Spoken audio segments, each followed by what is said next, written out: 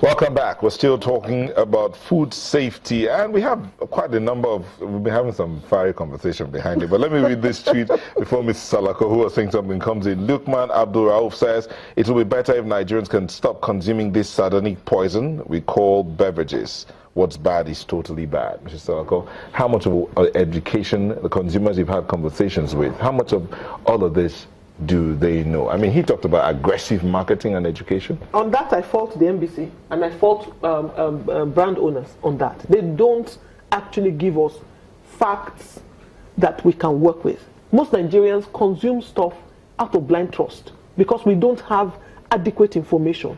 They don't think it is important to explain to us. These are the hazards. There's nothing you have in this world that doesn't have hazards. Even regular food that you eat that are natural foods, if you overeat some, you can have side effects from them. But we are very silent. Even water. Exactly. But we are very silent on those things because they don't want it to affect their sales. That's the bottom line. Because if you say what has happened now, I am very sure that if you ask NBC to give you their sales statistics since this thing happened, it would have dropped. Because the first initial panic, everybody panics. But if you have been proactive with information, look, this is good, this is nice, it's healthy, it's maybe not, you can't say it's healthy. Not healthy. It's, it makes you happy, or it's good for, refreshes you, but you should take it either in moderation, or you should take it, don't take it in these contexts. If you had given that information from the onset, Nigerians will feel, look, everybody will call me and say, yeah, we've been consuming poison for the past 10 years and nobody has said anything. How do you change that perception when the fact is they're hearing about possibility of certain things being in this thing and they were never aware? Yes. They were never aware. Take cigarettes, Shola. Yes. I mean, it says that it says you are liable to die young. People are still smoking. So it's their choice. You have taken away our right to choose because you have refused to give us information. You've given us the impression that this is safe and is okay.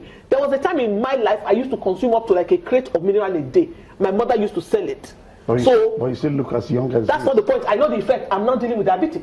But because nobody told me that much sugar in your system is not good. So we need more information, and that responsibility is that of both government and the brand owners. So you said you do aggressive education and on a daily basis. Hold on. Afofem says, go anywhere in Nigeria, you'll see their products in the sun and rain. Open the cover, you'll see it rusted. But so where are you doing this aggressive campaign? Address that. When we talk about aggressive education, it's a continuous effort because when our sales reps goes around, they make sure that when they get to these dealers, we have flyers, we can show some of these things to you if you request for them, and then you see, again, our people will always want to do things their own way, but again, we continue to educate them. Mr.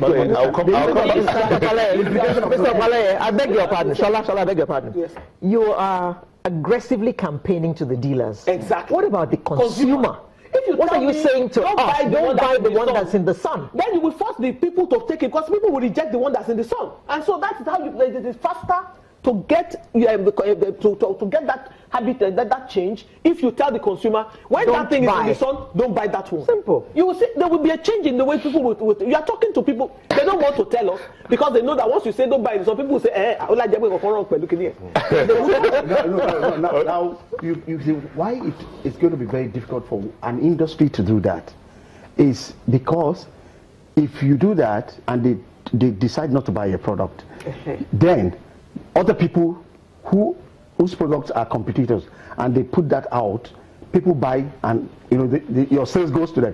We can only do this on the platform of industry. On industry. So yes, we can use the platform of industry to do this. Okay, Nigerians don't buy any of these packaged products that they put in the sun. Exactly. Mr. Palay, that can be done. Your company is a big company. It's in the forefront of the soft drinks thing in Nigeria. If you lead the way and say consumers don't buy any soft drink that is in the sun, I promise you they will listen to you. And they won't go and buy any other one against your own. As long as that product is in the sun, we will not buy it. What is the role? What is the role of government? Before you come in here, let me just put this out there because it's a scientific question. Mukhtar Ayilara says, can hydrochloric acid be a catalyst in reaction of benzoic acid and vitamin C? He says, because we have some in our digestive system. Oh, no, don't complicate things. When hydrochloric acid, I said, my God, who is drinking that? The truth of the matter is that the concentration of acid in your system is regulated. And it's a function of the food you are consuming. So don't let us introduce that. The important thing, I think, that scientific point that one has to take away is as follows. The formation of benzene in the product is subject to these conditions. Okay, these are the conditions that stimulate the production. That is ultraviolet light, temperature. Okay. And ultraviolet light can be gotten from sun, sir. No, the sun. Yes. Okay, so that means we are under the sun. Exactly. So we could get it. Yes. So that encourages the production. But also sugar, which is contained in the product, inhibit the production of benzene. Okay. That's the first good point about sugar that I've heard. It does. It reduces. Sometimes it stops it. Okay. But under other conditions. So people have to be aware of it. But let's say that. So that's the answer to that question. The issue of advocacy. I think that they have some responsibilities, but I think that this is government.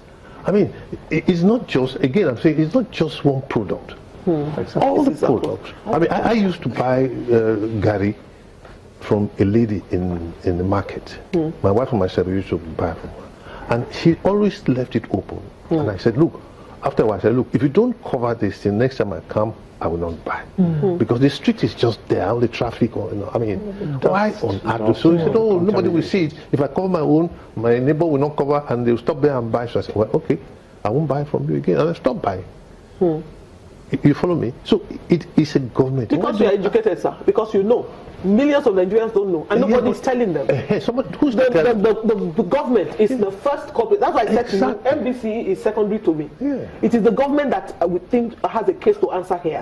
How well are they, not just NAFDAC, Ministry of Health. This one didn't come from the level of... They have food inspection. It's Ministry of Health that came up and said, these things are safe for consumption, without telling us the processes that you went through to arrive at that conclusion. Yes. So it is government's responsibility. We feel that the ministry, as well as NAFDAC and the ministry and its agencies that are responsible for protecting us, are not doing a good job. And many times, it is only in Nigeria that you find that the regulator will speak up first for the manufacturer before he speaks up for the consumer. I've never seen anything like that before in my life. Anywhere in the world, the business of a regulator is to protect the majority of the people first. Not people who are in business. These people are in business. They are there to maximize profit. So they will do anything to get that profit, whatever it is. You shouldn't be speaking for them. Look at NCC. They are the ones telling us that floor price, is what is important.